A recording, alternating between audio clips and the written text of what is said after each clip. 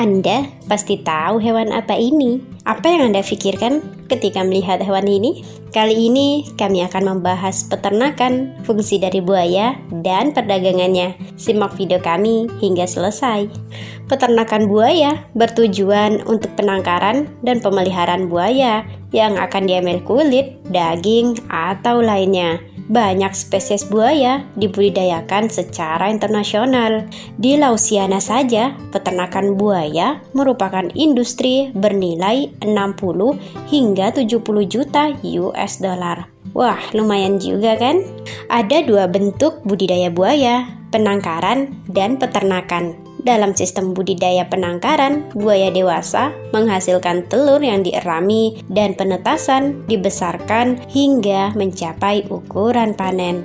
Pembudidaya buaya di Afrika Selatan adalah produsen utama dengan stok pembibitan dan fasilitas untuk menetaskan telur serta membesarkan tukik hingga usia panen, atau bisa dibilang produsen sekunder yang membeli tukik.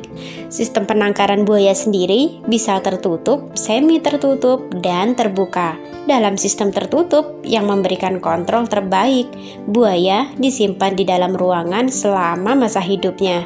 Dalam sistem semi terbuka, buaya dipelihara di dalam ruangan selama 2 tahun, kemudian dipindahkan ke kandang luar. Dalam sistem terbuka, tukik akan ditempatkan di luar ruangan mulai umur 9 hingga 12 bulan.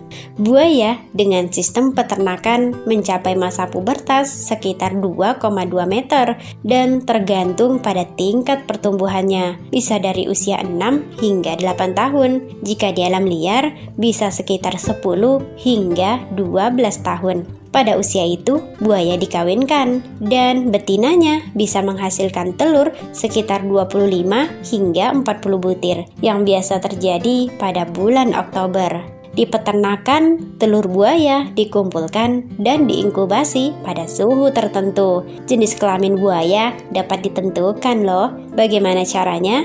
Yaitu melalui suhu inkubasi. Antara 26 hingga 30 derajat Celcius, sebagian besar akan lahir betina. Sementara pada suhu 30 hingga 33 akan menghasilkan keturunan jantan yang dominan. Wah, keren bukan? Makanan buaya sendiri berubah-ubah seiring bertambahnya usia, tetapi sebagian besar terdiri dari protein hewani. Mereka kanibalistik dan bisa memakan hasil sampingan dari proses penyembelihan, seperti ayam yang sudah mati dari peternakan ayam dan makanan khusus yang terdiri dari jeroan, tepung jagung, dan darah juga dapat memberikan nutrisi yang baik. Daging harus dicincang menjadi potongan-potongan yang mudah ditelan dan sisa makanan harus dibuang dalam waktu 24 jam. Laju pertumbuhan dan kedewasaan buaya bergantung pada iklim dan pasokan makanan. Di alam liar, buaya memakan batu untuk membantu pencernaan, tetapi itu tidak perlu terjadi dari pola makan di peternakan. Hewan akan memakannya jika diperlukan. Nah, sekarang bagaimana dengan buaya yang diperdagangkan?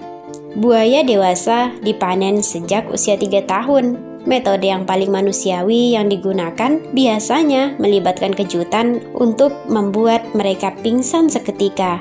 Ada 3 tempat pemotongan buaya di Afrika Selatan. Semuanya bersertifikat untuk diekspor ke UE. Tergantung pada jenis produknya.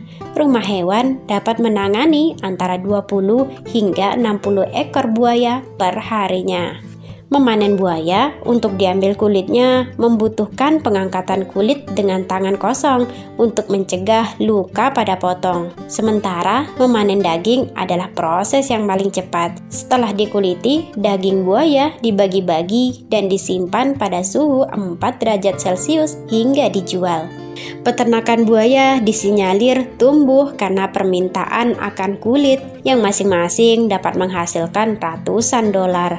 Namun, daging buaya juga telah lama menjadi bahan masakan, terutama di kelompok etnis yang menetap di negara bagian Lausiana di Amerika Serikat dan beberapa masakan Asia serta Afrika.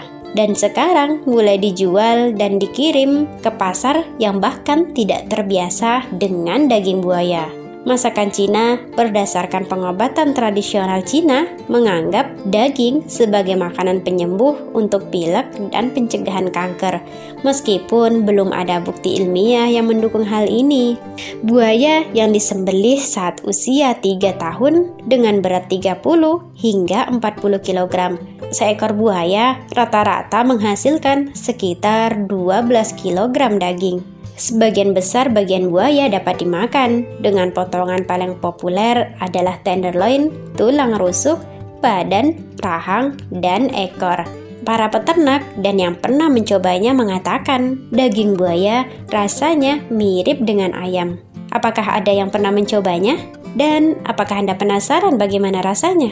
Selain daging, kulit buaya sendiri ketika sudah disamak dan dibuat menjadi suatu barang akan berharga hingga puluhan juta rupiah. Kulit tersebut biasa dibuat tas, sepatu, dompet, dan lain sebagainya. Salah satunya, kulit buaya memiliki pamor yang sangat baik untuk digunakan sebagai bahan jaket kulit. Pemakaiannya mungkin tidak akan sehangat jaket dari kulit domba. Namun, untuk menjadi busana yang tren, Anda bisa memilih jaket dengan bahan kulit buaya ini. Meskipun begitu, Anda tetap bisa menemukan jaket kulit buaya yang didesain lebih hangat. Biasanya, pembuatan jaket kulit buaya ini menyesuaikan dengan kebutuhan para pemesan. Harga kerajinan kulit buaya relatif mahal, namun ini sebanding dengan kesulitan yang dilalui pengrajin dalam mengerjakan kerajinan tersebut. Harga paling murah adalah sekitar 300.000 yang berupa dompet ataupun sabuk. Kemudian harga termahal dapat mencapai 30 juta rupiah dan berupa tas golf. Kisaran harga ini tidak hanya ditentukan oleh jenis barang, namun juga kualitas barang yang dihasilkan. Wah, apakah ada harga yang lebih tinggi lagi untuk harga kerajinan kulit buaya yang Anda tahu? Di balik harganya yang tinggi, namun hanya sedikit bisnis buaya yang berhasil di negara berkembang untuk mengimbangi biaya overhead dan memiliki sumber pendapatan tetap. Fasilitas buaya dapat menambah pariwisata. Dengan cara ini, budidaya dapat membantu spesies asli dan membuka lowongan pekerjaan.